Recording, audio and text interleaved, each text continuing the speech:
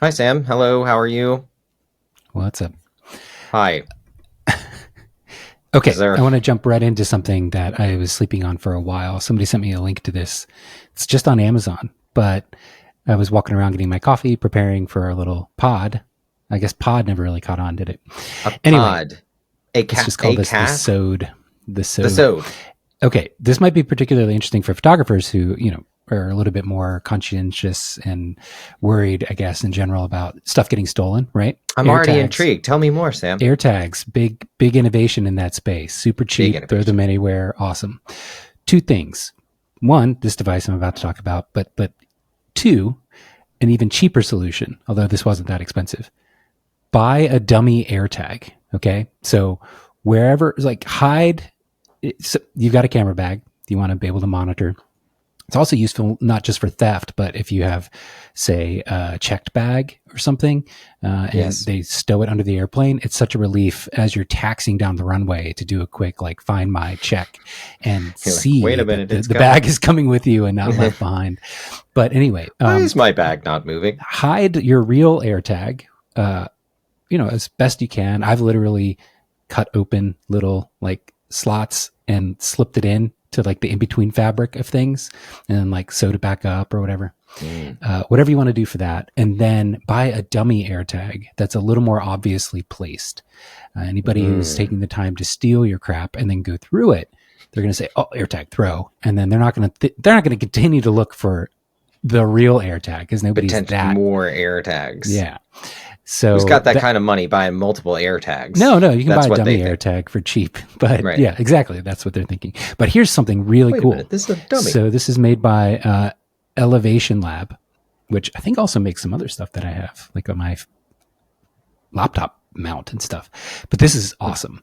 So you take your AirTag and open it so that it's halvesies, and then it's got a little panel here that Mm-hmm. emulates the battery, the like watch battery style battery, whatever. Uh-huh. The AirTag that has the signal and all the important computing parts sits on that, and then it gets tied into AA batteries in the Oh. casing so that the AirTag will last for 10 years without a Whoa. recharge. Yeah, and then it suits up, bolts in with a couple of big screws. It's a larger capsule, but it'll last for 10 years and it doesn't look like an AirTag. So you can Long throw after this in your air tags are bag. obsolete and no longer will work with your Yeah. system. That's one thing I do have pretty of good faith that Apple has demonstrated in certain ways that they're willing to, for accessories, keep them operational for longer than most people believe. Like Apple Watch bands is a great example. Some Mm. very expensive bands in there, and Apple continues to support the same lug size or whatever that slot is called that you slide them into. So I have faith that Apple AirTags are going to be around quite a while, and this little device, it's from Elevation Lab, big, yeah, it's worth the extra dough, especially again because it doesn't look like an AirTag. It looks like this black rectangle, and it doesn't say anything about like AirTag. Now, if somebody took the time to unscrew the thing, it's not like it's locked. It's not a lockbox, Right. but But it is still, I mean, waterproof. So, if you oh, need nice. to stalk somebody, just throw this on their car with a magnet. Boom, Pew. got 10 years of stalker There ability. we go. That was a weird segue into what else it could possibly do. Well, I keep getting That random took spam a from dark my turn. my crazy stalker who Oh wants yeah, to send me right. Your hateful crazy stalker. hateful Hey, emails. they're Yeah. probably listening right now, and if Oh. so, I wish thee well. And there might be one or more air tags on your person. Yeah, you should double check yourself. But yeah, just something I thought Just I'd kidding. share. How are you? What are you up to? Oh, I don't know. I'm fine. I'm. It's good that you asked that because I don't actually know what we're podcasting about today. So I'll just give you a rundown of what I did yesterday, which is I worked on two songs for our new music project that we're working on with our friend Greg, and I made some progress on two of the songs. One of which was that like song that we weren't totally stoked on, and I kind of came a song called In Time or something, and I worked on that and got it to a place where I'm like, ooh, this sounds good. It's got a like nice, fun, bouncy beat. instead of being this Wonderful. kind of like long sort of slog. That's awesome.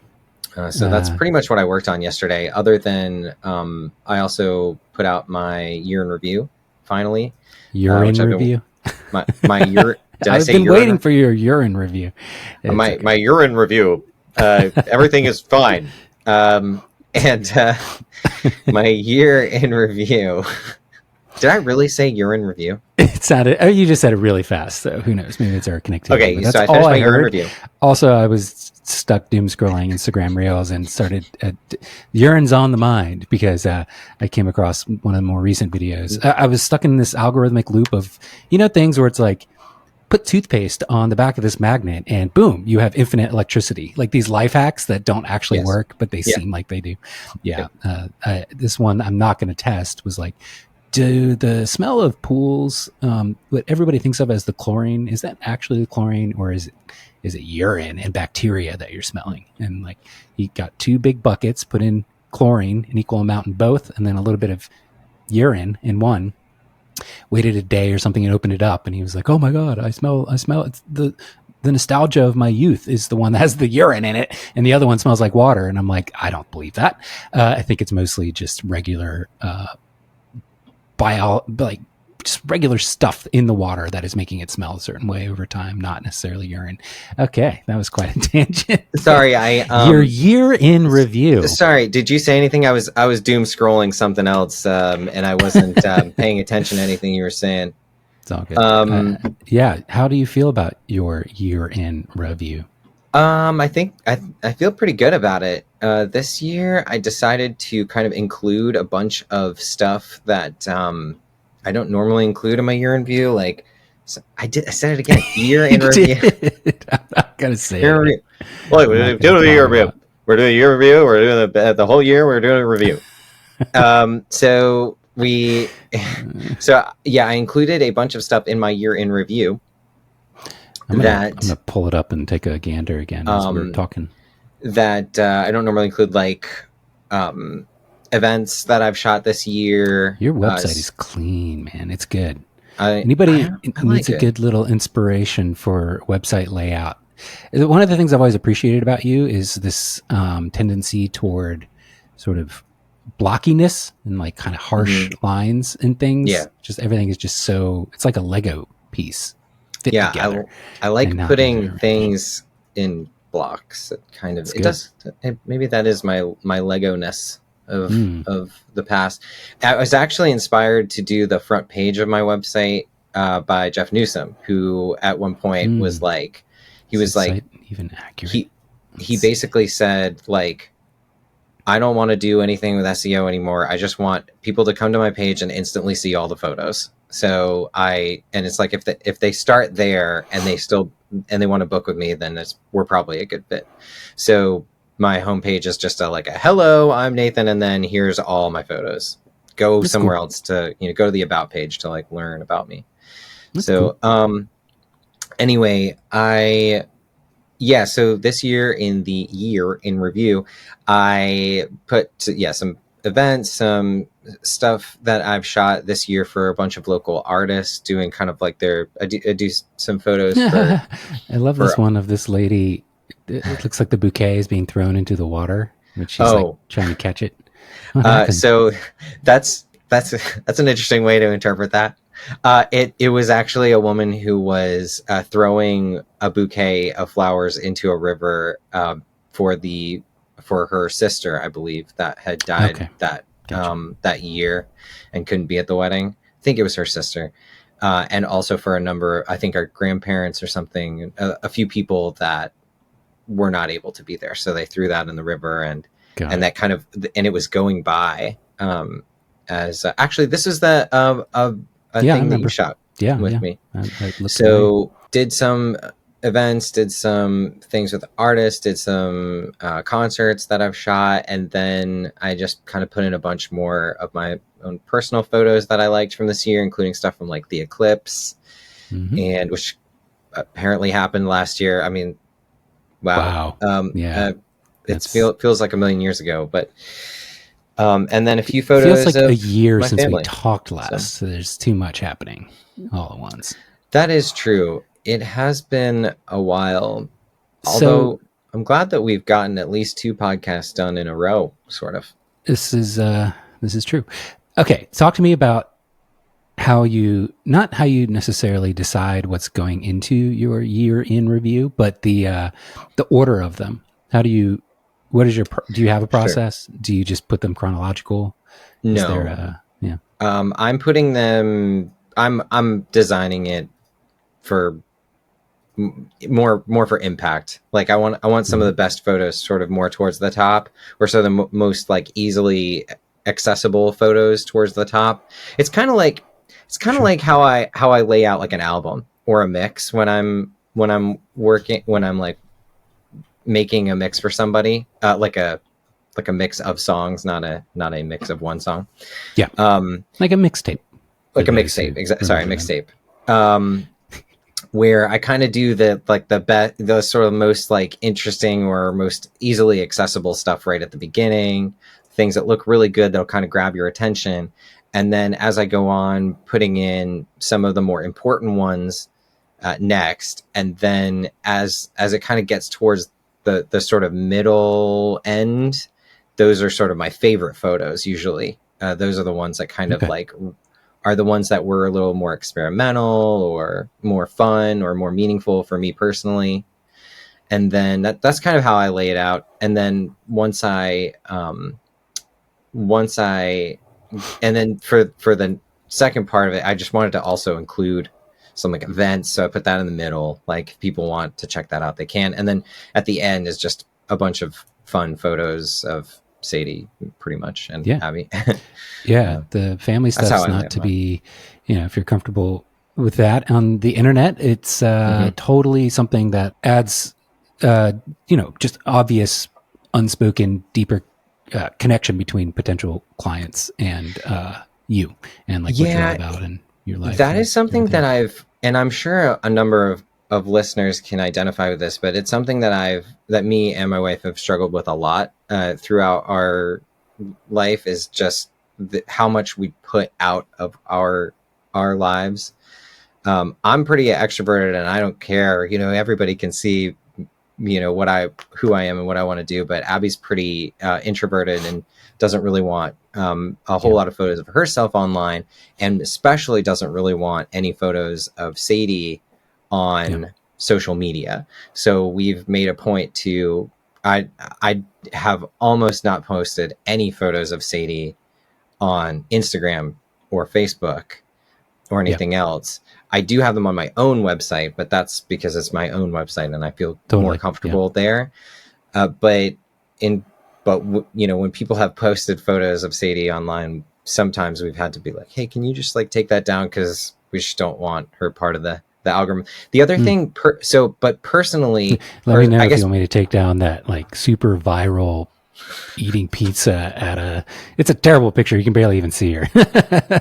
yeah, I left a Google review for everyone listening that doesn't know of this. What was the name of the pizza place? Polly G's. Polly G's. And Mm-hmm. it's a Love crappy Polly. photo, like super ultra wide, mostly One of of the Sam's pizza. worst photos. Nathan and Sadie are sitting there kind of off in the distance, and it's got like a billion views. It's crazy. Literally, like it has Yeah. like hundreds That of might, did you thousands. say that was her first time eating pizza? Like a slice? That might have I been it. think that was her first time that she could like get the whole slice herself and just like Yeah. eat it, which was just made me, a very proud dad. But Yeah. um going back to sort of like business wise, I've had multiple business coaches and friends and whatever professional acquaintances basically say like post about yourself, post about your family, post photos and of all that. And while that is a way to make sure that people have a better understanding of who you are and are a little more comfortable with you, seeing that you're a real person Of online, course. Yeah. it is a weird line to walk, especially when you have a kid, because you're essentially using your kid for clout, or at least, Sure. or at least for just as an example, just as I'm not sure what the word I'm looking for is, but as a means of basically saying that you are who you say you are Yeah. online. But because I do also have a few influencer friends who it's just all their photos are just their kids. That's Yeah. it. And they're essentially kind of, I mean, nothing against them doing that because they can do that. But to me, it's a little bit like pimping out your kids without We've talked about this their before. There was a permission podcast I to like, listened to forever ago. Yes, exactly. The permission thing's one, but there's also this idea that has always stuck with me. It's like you're strip mining your life for content. yes, When strip mining your life for when that becomes content. Yeah. the, I suppose it comes down to the individual person, but I think there is a tipping point. You know, everything comes down to balance in life, and there is a tipping point where if you in the moment or every moment that has to do with experiencing like anything with your kid in life, if more often than not you start to tilt toward the, ooh, should I be filming this for Mm-hmm. sharing on social media versus not even that not even becoming something that enters your mind space.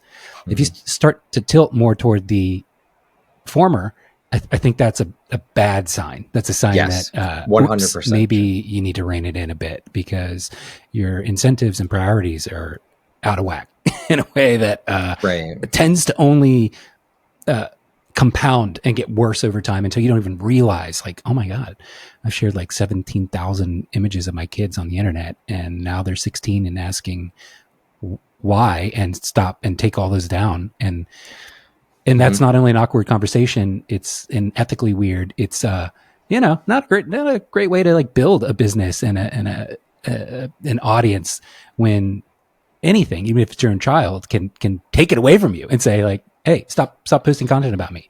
And it's like, oh That's an God, interesting way to what do think I about it. post about now? Like my kid is an adult. I can't do right. So anyway, it's all kinds of murky, weird, gray area things that nobody's ever had to deal with in life or society. It's just, maybe it's not a real issue, but I think it is. I also think about, if you think about it, you also really need to think about it from their perspective, or at least from the perspective of a parent, where if their whole life is online and you've been using them to prop up your business, let's say, or to prop up Mm-hmm. your life or whatever, um, it's giving them less options in life. I don't know that's necessarily giving them less options in life, but it's sending them already down a path. So basically what I mean is like they already have this online persona, a way that they're perceived, a way Mm-hmm. that they've been used. Let's say I keep sticking a camera in Sadie's hands, and for the next 10 years I'm sticking a camera in her hands and she's like taking photos, and I'm showing her online being like, look, my daughter's this awesome photographer, when she doesn't want to be a photographer. Let's say she wants to be a ballerina or something. Let's say she wants to be an astronaut. Mm-hmm. But this whole time I've just been pushing this narrative that like she's good at photography and she's like this amazing wonder kid and going to be an artist. And when she turns 18, she might have it might have some negative like internal conflicts within her, Mm. saying, should I keep, am I a photographer? Is this really what I want to be? Or is this what my dad wants me to be? Is this what the internet wants me to be? Let's say she gets famous and she's like, whoa, look at this amazing kid who like can take photos, and she's taken photos every day for the last like 10 years and she's only Yeah. 11 years old, or something like that. It pushes them into a place where may not necessarily want to go. So you have to think as a parent, am I doing the right thing? Sure. And Yeah. which is the question that you ask every minute of every day as a parent. Sure. With your business, it's just a gray area that I have not been able to reconcile, and so I haven't really posted much of her. Yeah. It's a tough thing. That's one Mm-hmm. reason, it's not the same as a child, obviously, but with sharing wedding stuff, I've always leaned toward an inclination to post images that are a little more abstract Mm-hmm. and very kind of a minimal selection from the entire day. Now, occasionally I do share like longer form, huge 100 image posts, but maybe like once or twice a year when it feels right for that client being okay with it, because Sure.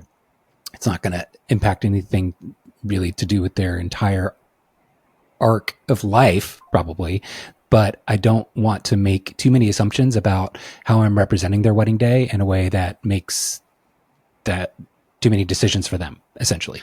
So great example just happened. One of my favorite little, I like to tease out sometimes little like side quests or, little mini stories from throughout the day of just like 4 images that tell a story in a sequence, right? And a lot of times that happens around the first look because a lot happens in a really short period of time. So you can get like within 4, certainly 10 images, this whole like build up, peak moment, and then the wrap up. And so I shared Aftermath. one of my favorite little first looks recently, which was from a wedding a month ago, and it was fine, and I never got on my way to tag clients or put their names other than maybe their first names on a blog post or any identifying information. But I did find it interesting when I shared a blog post or something like that. It was like portraits mostly, and then this little side quest of their first look.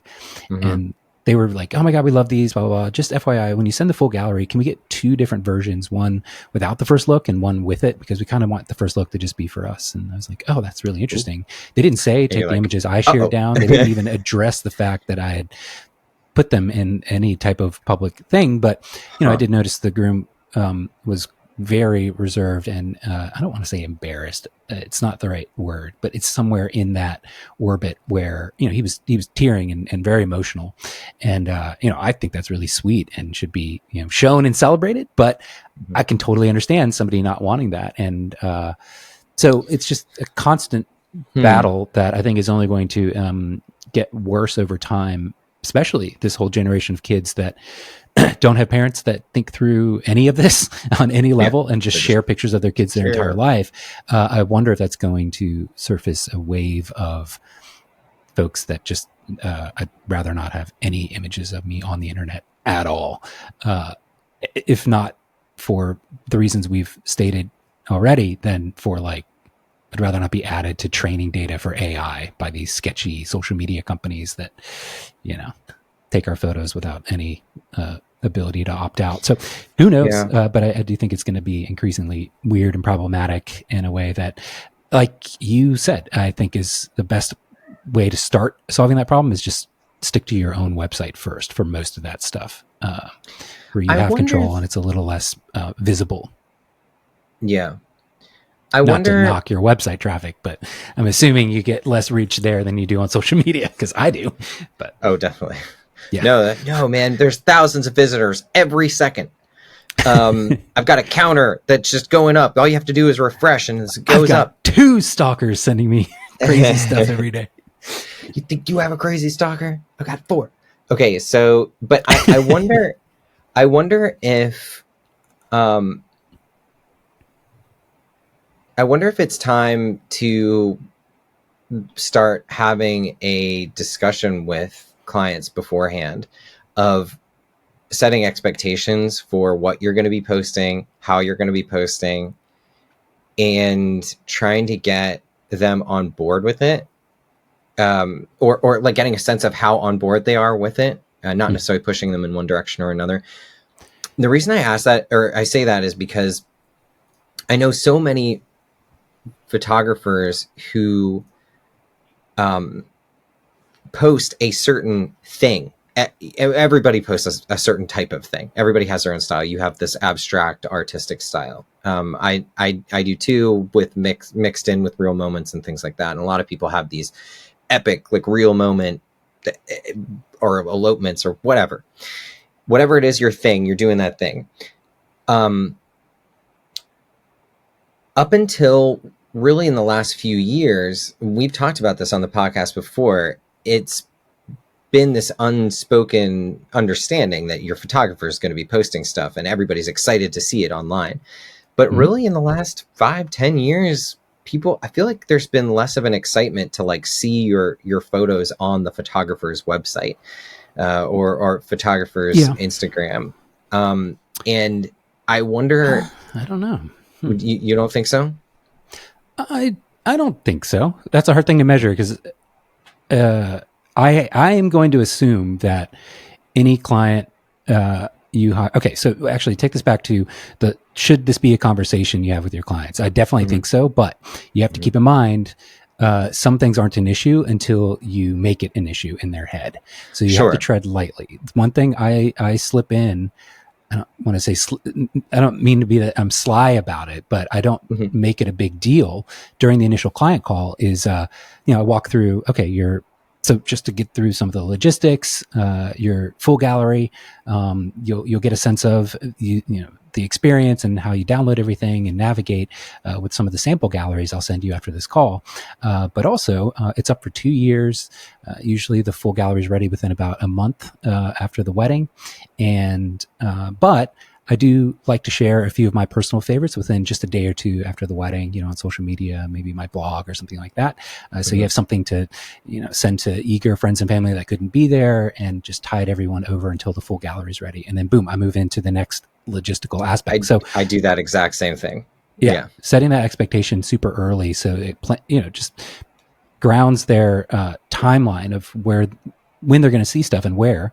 And if I don't get any pushback from them about that at any point, I don't bring it up again because I am pretty sure most people are going to trend and opt toward the side of control. So if you make it optional without any pushback whatsoever, I think almost everyone is going to say, even years ago, before the issues were surfacing, as intensely as they are now, I think everybody's going to say, oh no, yeah, we send them to us first and then we'll approve, which is taking a large amount of, I guess the right word for it would be momentum away from your marketing power, because definitely you want the couple days of them. I have to believe this isn't measured, but I know they're going to my Instagram, like the day after their wedding, the next day, just looking, refreshing, any questions they're getting from like anyone from their aunt to their maid of honor, or their best man, like, oh, do you have any photos yet from your photographer? Like, we heard he's really good. Can we see them? It's like, oh, no, not yet. Here's his Instagram. And then boom, your business card is like in their algorithm, in their feed now, which is wonderful marketing and payoff for later down the line. So to lose that is a huge deal. And I see this all the time on the wedding photography subreddit where people instantly jump toward, oh yeah, if somebody asked me not to share stuff publicly, like, of course I would do that. Why wouldn't I? And you're operating from your portfolio is already fine. So why would you need anything else? It's like, whoa. Yeah. This is your whole business model. Like whole business model. And you're a photographer. You have to show what you take. You got to keep that momentum. And it's operating from a perspective of extreme privilege to be able to write that off and say, like, not a big deal. Yeah, because you've been doing this for 10 years. Your first few years, if you're somebody new entering the business, which I know you better be posting a lot of established people don't want to help happen, you got to be like, everything you shoot is a potential goldmine of new clients and referrals, and that is or creative something ideas. That has so much value. Yeah. I mean, as soon as you post something online that you've done, you have this sense of like, you get, and we've talked about this too, about, oh, that's what I do. That's what it looks like to other people. Exactly. It's a wonderful alignment of incentives to have this pressure of, okay, yeah, I got to get something to show and like get my clients excited and get new clients potentially excited. I'm going to learn, if you don't realize it in the moment, I'm going to learn something from this about, why didn't I take that shot a little with the horizon line a little more level? Now I can't share this because it's not as strong as, what I got earlier in the day, or whatever the reason. You learn so many lessons by having to have that. I call it the 4 eyes test, the outside set of eyes placed upon your work, where suddenly, if somebody was standing over your shoulder as you're assembling a blog post or a portfolio, you're going to be a little more harsh and truthful with yourself. You're going to be like, I put way too many of the, why are there 7 images of the shoes? That's stupid. I only need one, right? You just tend to be a little bit more critical, and I think a healthy way, when you've got that public or at least one extra set of eyes on things. So anyway, not sure where we're going with all this, except to say, yeah, it's important to think about these things. Just thinking about, I don't know, I may give it a shot on my next inquiry and say like, and explain a little bit further of maybe just these very things about saying like, I'm really excited to be shooting your wedding because it's giving me, my own, it continues me on my creative journey, and I'm posting this stuff online. I'm really excited to take some of your photos and post them up the day after your wedding, just a couple of them as I'm going through them. And some of the things I like to look for when I'm posting your wedding is something that I've really been excited about at your wedding, something that really struck me, whether it was an emotional moment or just a really cool portrait that I took or something. And I kind of feel like if I was to do that whole spiel, I think that could yield some results. So I'm gonna be the guinea pig, and okay, see how it goes. At the potential expense of me not getting any portfolio images from that wedding, I'm gonna give it a shot and see what happens. I mean, I could definitely see the case where you bring up in more detail the issue or the question, and people are more easily convinced, where maybe they were thinking, oh yeah, we're going to ask to not have our photos shown. But once you kind of explain to them the value of you sharing preview images or whatever, and how that is just part of your business model and makes you be able to continue to find and get new clients attracted to your work, people would want to support that because they know you're like a business of one. And I'll be curious to hear your feedback. Can I show you what I've been working on, unless you have something else to add? Sure.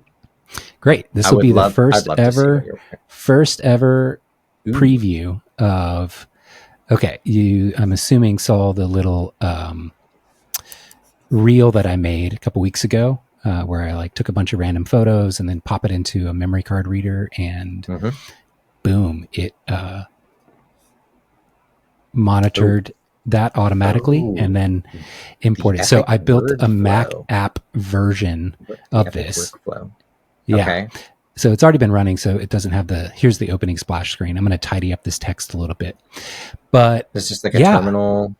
It's an app that runs. It's got a terminal built into it, so you can see it, and I'll run it. So, but I'm curious about any initial feedback about the GUI. So, for anybody listening that can't see this, although it should be in the YouTube version, you open the app.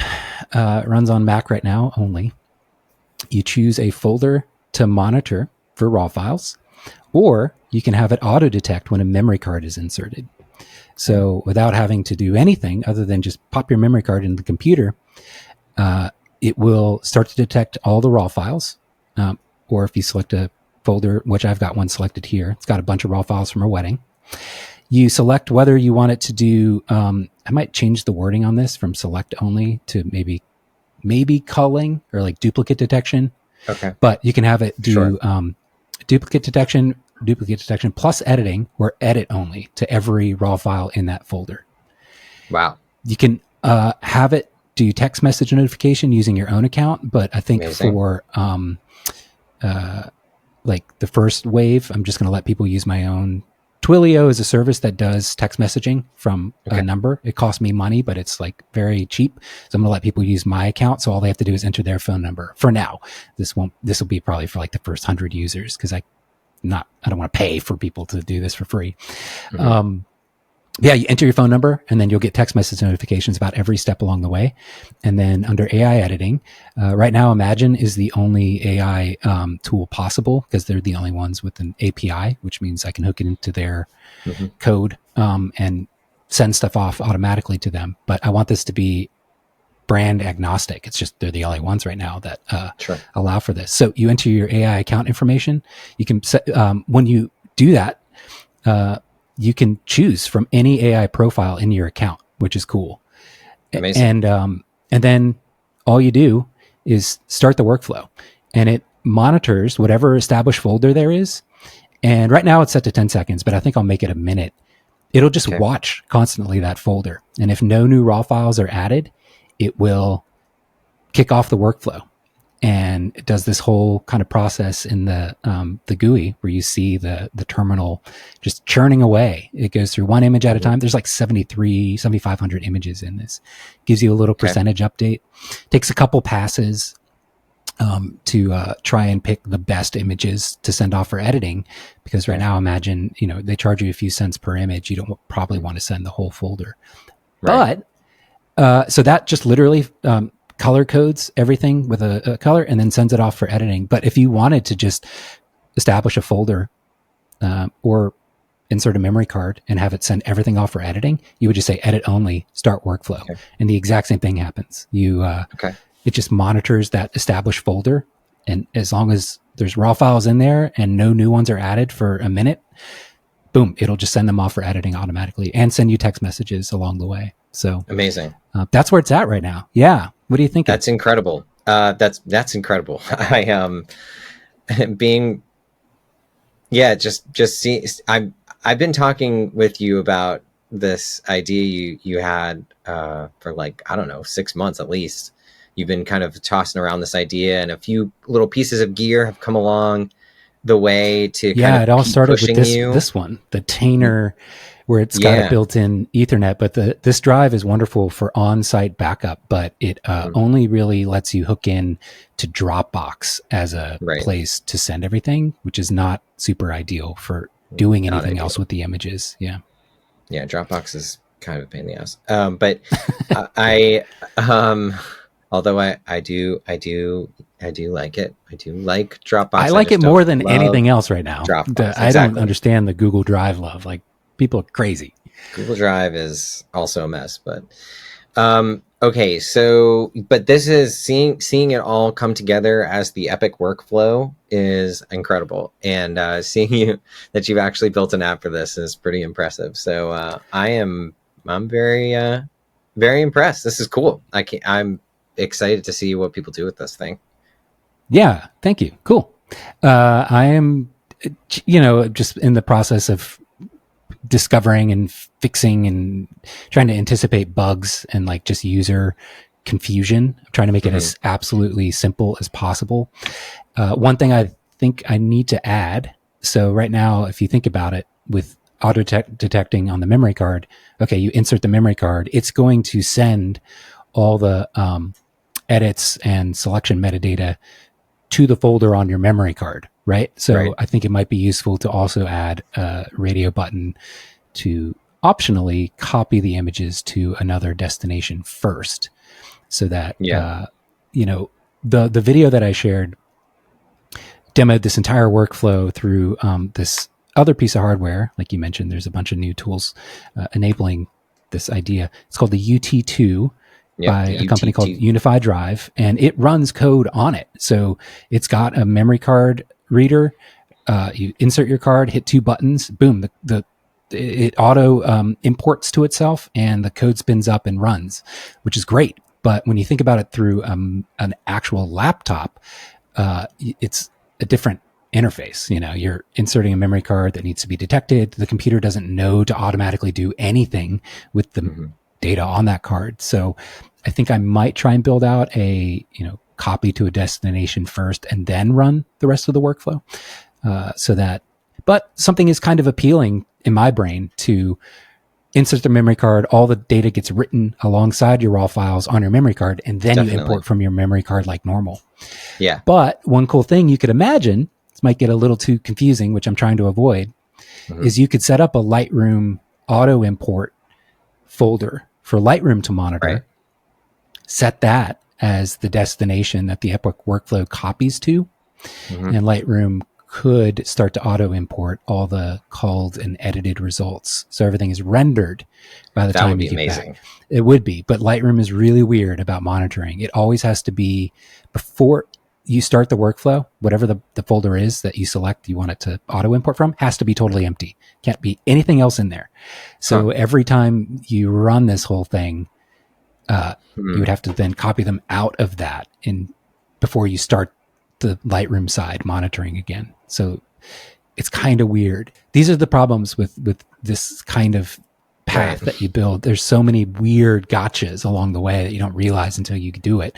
Yeah, and you have to just grab if each auto one. monitoring's turned on and the entire workflow starts with copying images first to the folder, then it's going to probably start importing all those before the Right. workflows had a chance to edit everything. So either Right. way, I think all the Could, XMP stuff would have to be written to the card first and then sent to the monitored folder on Lightroom for importing. right. That's what I mean, is like you have to complete the whole process and then create a separate process to launch, once it's completely done, launch everything over to the monitored folder on Lightroom. To the folder. Yeah. But anytime that kind of manual, I just worry that step is not going to be intuitive enough for most people to figure out. They're going to maybe test the workflow once or twice, and then some images are going to be in the monitored folder for Lightroom. And then Lightroom's going to be like, oh, I can't monitor this folder. It needs to be empty. So then they're like, what? So they empty it out. And then right now my workflow keeps a log of edited images that have already been completed.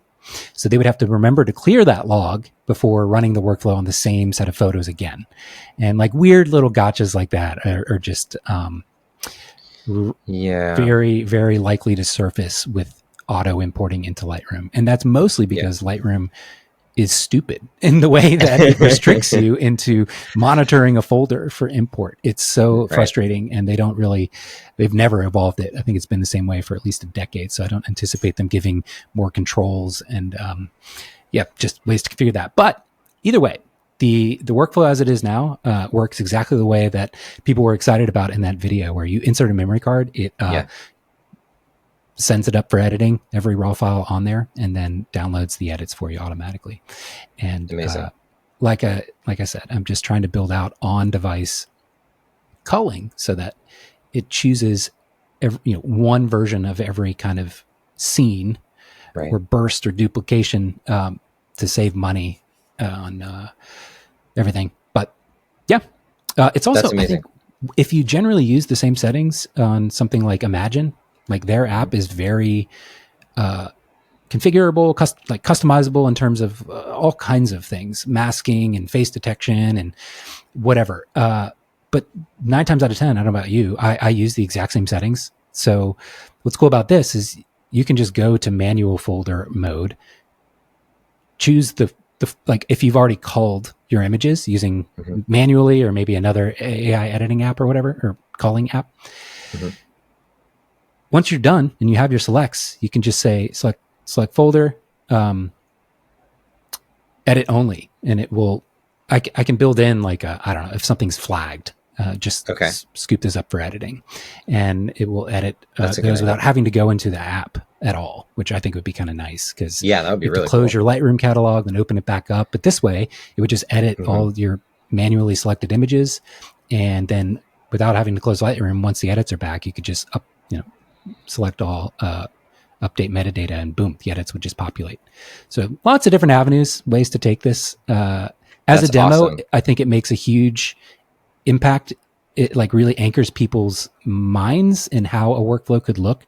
In practice, though, I'm trying to make sure it's very clear and actually practically useful. Like I said, this morning I went down this rabbit hole of oh my gosh, you can have infinite electricity by using toothpaste and magnets, and it's looks good in a demo, but completely detached from reality and doesn't actually. This is what I worry about when people say oh my god, I learned so much from TikTok or Reddit. It's have you really learned anything? Have you learned? Have you today? Not. I learned. It feels like you're learning stuff. Have you be amazed? Oh man. I've been thinking about that. One. Oh man, I saw such a good one of those recently. Anyway, it doesn't matter. I want to point this out. Great example, because I was I'm so amazed at this. There's a video of sheepdogs or some kind of herder dog and a bunch of geese. They were whole, evenly distributed, completely black feathered geese and white. And they were in a pod, just totally mixed. And there were 2 dogs, herding dogs, and their instructions were to divide them evenly. So They were just like totally separate. Okay. White geese on one side, black on the other. And they did it. They were just by like moving Yeah. and from either side, whatever, they just slowly like got closer or further away, depending on if the geese were doing what they should. And after about, I don't know, a minute tops, they were totally separated, right? That's wild. Mm-hmm. Now I can imagine many different ways that they could be trained into that, starting small with like kittens or some other animal and then working your way up. But the reason it seemed so impressive is that the audio was replaced with just a song, like random music. And it would have made a lot more sense and been, it's impressive nonetheless, but it still would have been more obvious as to what's happening and less impressive if you could hear the whistles and the human interaction triggering when the dog should do what. The dogs knew what to do and how to feel for it, but it was the commands, the like whistling or the clicks or whatever commands that really tied it all together and made it a little less amazing. So it's like, wow, the world is so crazy, but also it sort of makes sense if you actually take a second to realize what's going on. So today I learned that you can be easily emotionally manipulated on Reddit. Crazy. Yeah. Weird. Yeah. Yeah. Well, that's really cool. I can't wait to see the totally finished epic workflow when it's done. Cool. But that's really awesome so far. I'm very impressed being a member of many different game modding communities in my life. Ever since I was like, I don't know, like 9 or something, playing X-Wing on my computer. I've always been really intrigued by people who can take the code that somebody else makes for a very specific purpose and like ramshackle a completely new way of experiencing that that program or that app into something really, really totally that was not ever designed for, but is like totally works. And so I don't know, seeing you kind of like, grab different parts of Imogen, grab different parts of Adobe, and then grab different parts of like these like actual hardware boxes is really inspiring. Very, very impressive. Oh, cool. I mean, at the end of the day, I think a lot of what occurs in app development is overexcitement and overinvestment and them saying yes to money and expanding faster than is ever necessary if you actually boil it down to what the thing actually does. I think we've talked about this before where it's like, some of these companies have like 150 people in them and the app functionally has done what it has since the beginning. It's just got a really nice, pretty interface now. And I understand that there's a lot behind the scenes and things are being worked on as features that will take a year to come out. And when they do, it'll all be worth it, maybe.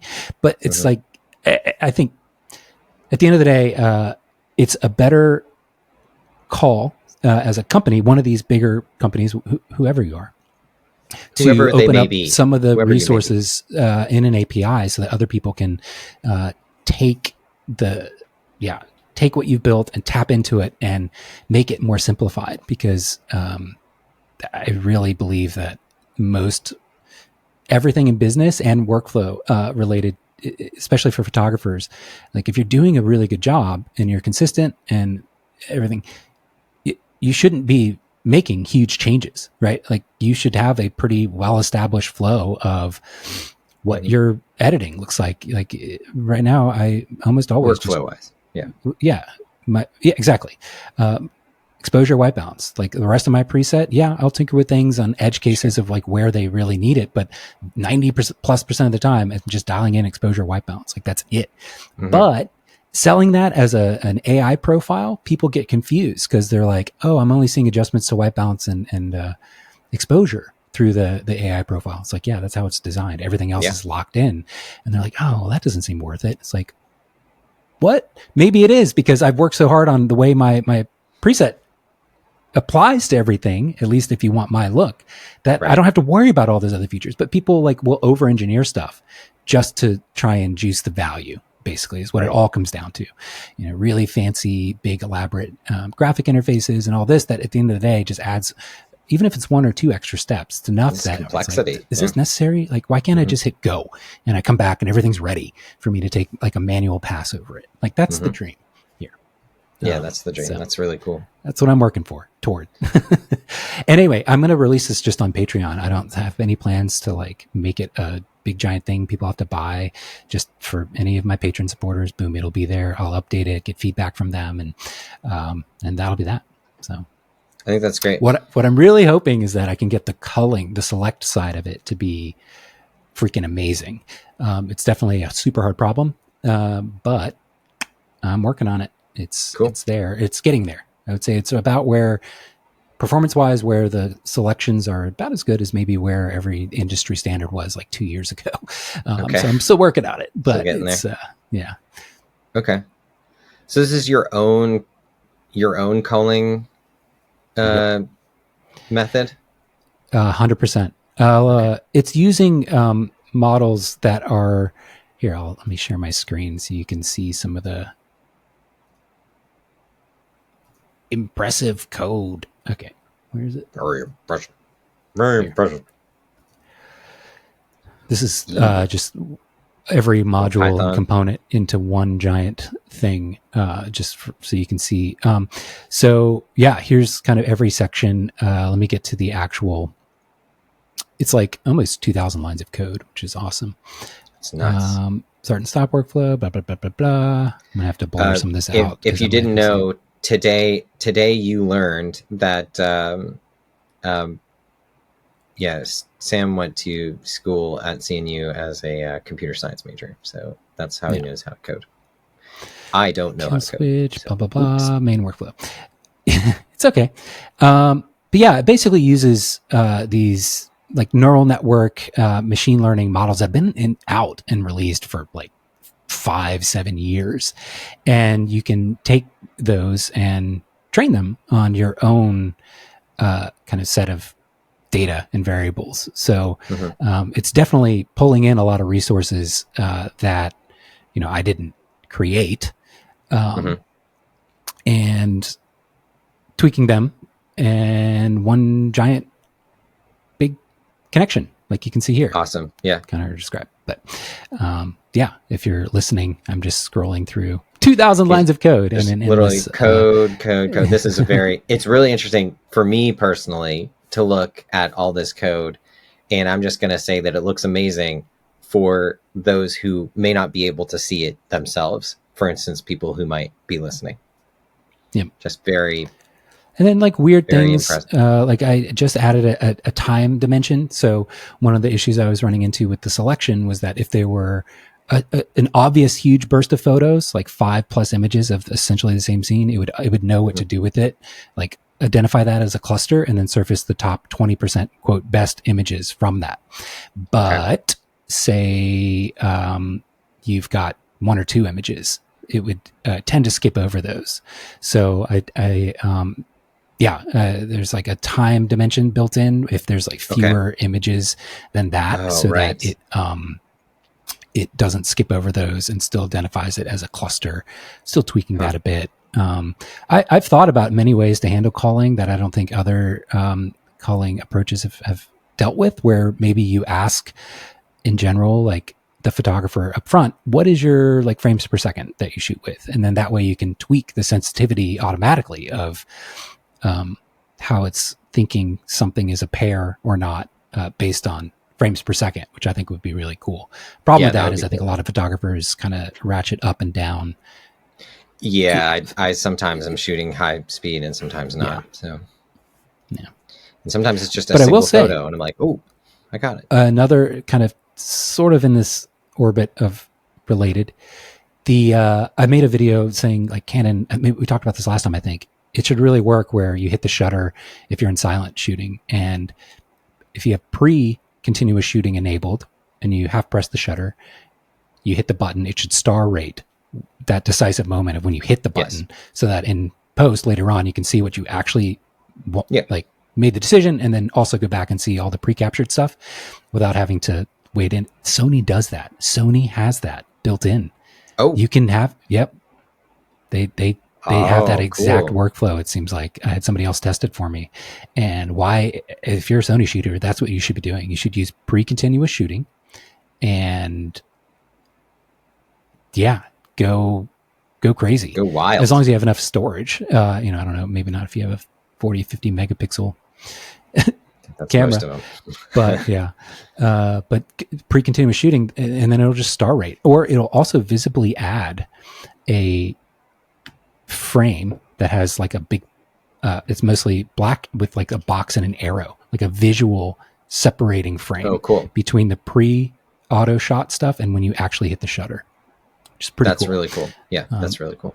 and I think you can even do a combo of that plus a star rating. So anyway, that's good for Sony. They've got it Yeah. Yeah, going that's on. like a bucket list feature that I've wanted for a decade, probably almost. Like I feel like.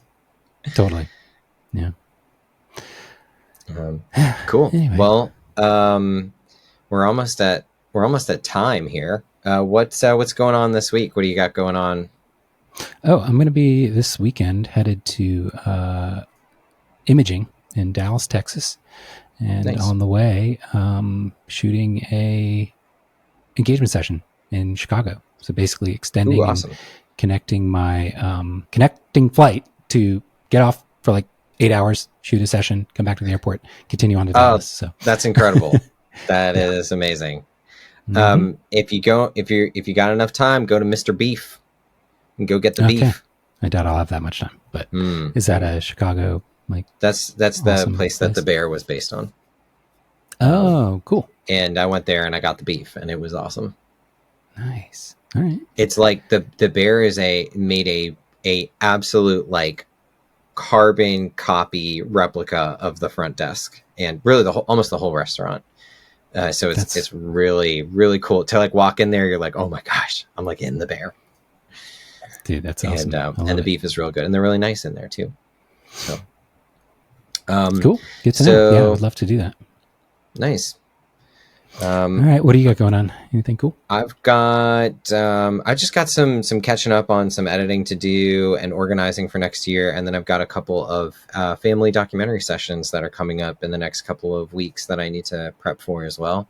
So I'm really excited. I've started doing kind of these more longer form family sessions that are like 3 or 4 hours, and I've been really, really, really excited about doing them and doing them more this year. So I'm gonna keep reporting back and tell you how it goes. But Okay.